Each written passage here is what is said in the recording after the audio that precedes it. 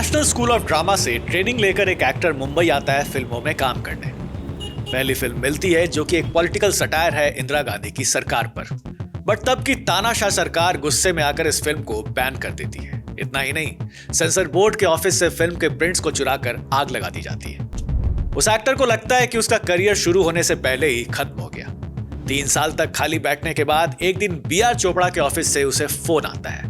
वही बी.आर. चोपड़ा जो social issues पर फिल्म बनाने के लिए जाने जाते थे।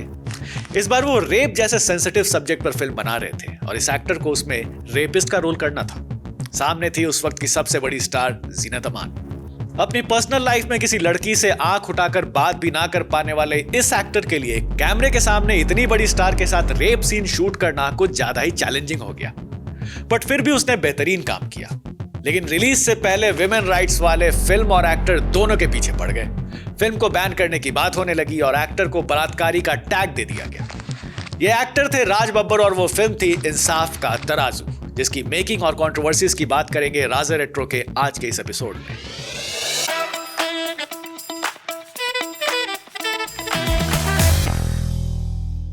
रेप जैसे सीरियस सब्जेक्ट पर बहुत कम ऐसी हिंदी फिल्म्स बनी है जो इस इशू को सेंसिबिलिटी के साथ टच कर पाई हो। एक जमाने में हिंदी फिल्म्स में किसी फीमेल कैरेक्टर के साथ रेप होता था तो या तो वो खुदकुशी करते हुए दिखाई जाती थी या फिर फिल्म का हीरो उसका बदला लेता था। कई साल तक विमेन सेंट्रिक फिल्म का मतलब ही रेप रिवेंज फिल्म बन गया था।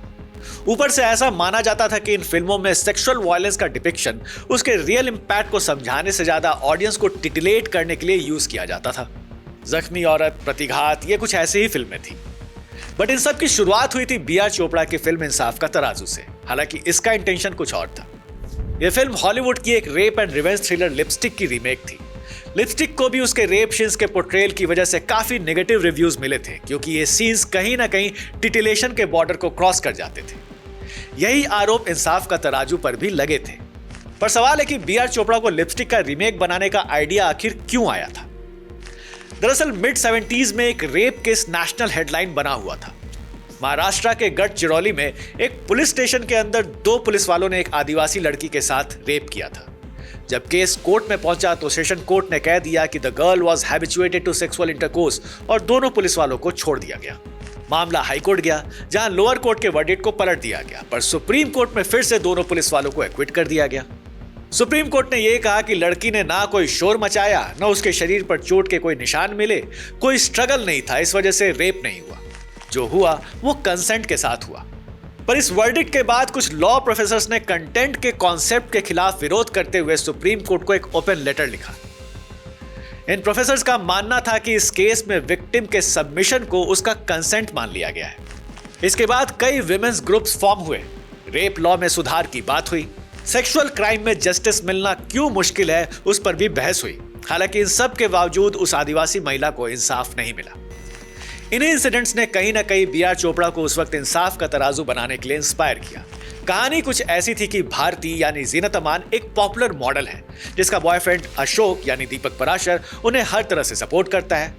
पर एक ब्यूटी पेजेंट में भारती से इंप्रेस होकर एक अमीर शख्स रमेश गुप्ता यानी राज बब्बर उसे अपना बनाना चाहता है। पर जब भारती उसके एडवांसेस को ठुकरा देती है तो रमेश अपने आप को इंसल्टेड महसूस करता है और उसका बेरहमी से रेप कर देता है।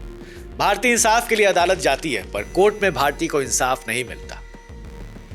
इसके बाद वो अपनी छोटी बहन नीता यानी पद्मिनी कोल्हापुरी के साथ शहर छोड़ के किसी दूसरी जगह नौकरी करने लगती है। पर जो हादसा भारती के साथ हुआ था वही हादसा उसकी छोटी बहन के साथ भी होता है और इस बार भी कल्प्रिट रमेश ही है। जिसके बाद भारती रमेश को गोली मार देती है। क्लाइमैक्स में भारती रमेश के खून के इल्जाम में फिर उसी जज के सामने पेश होती है जिसने उसे इंसाफ नहीं दिया था।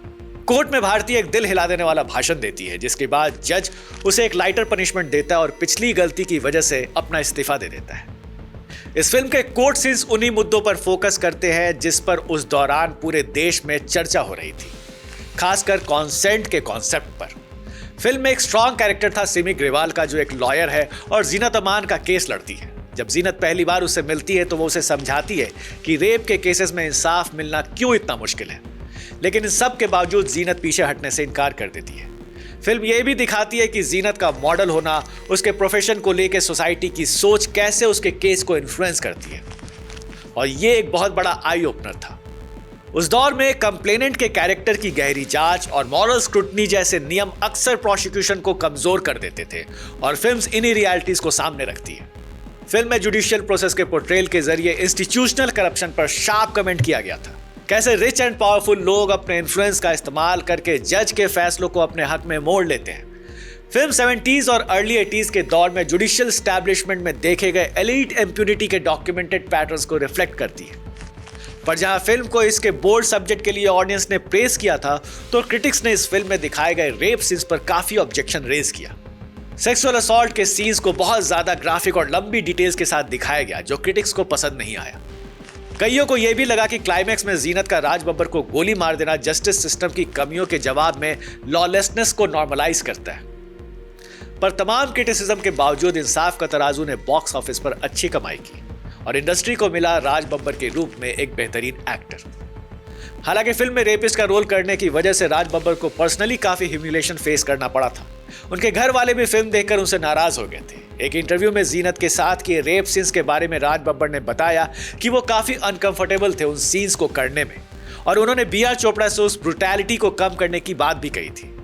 पर जीनत ने अपना प्रोफेशनल कमिटमेंट दिखाते हुए कहा कि सीन्स जितना इंटेंस है, कहानी के लिए उतना ही जरूरी। राज बब्बर इस बात के लिए जीनत के थैंकफुल हैं कि उस वक्त इतनी बड़ी स्टार होने के बावजूद वो 2 न्यूकमर्स के साथ फिल्म करने को तैयार हो गई थी। हालांकि जब फिल्म कंप्लीट हुई तो इसके रिलीज पर भी संकट आ गया था। विमेंस ग्रुप इस फिल्म को रिलीज नहीं होने देना चाहती थी। पोस्ट इमरजेंसी टाइम में विमेन एम्पावरमेंट की मीडिया में खूब बातें हो रही थी। गढ़चिरौली रेप केस की वर्डिक्ट की वजह से देश भर में आंदोलन हो रहे थे। इस वजह से फिल्म पर बैन लगाने की डिमांड हो रही थी। तब बी.आर. चोपड़ा ने एक सम्मानित जज जस्टिस पी.एन. भागवती से हेल्प मांगी।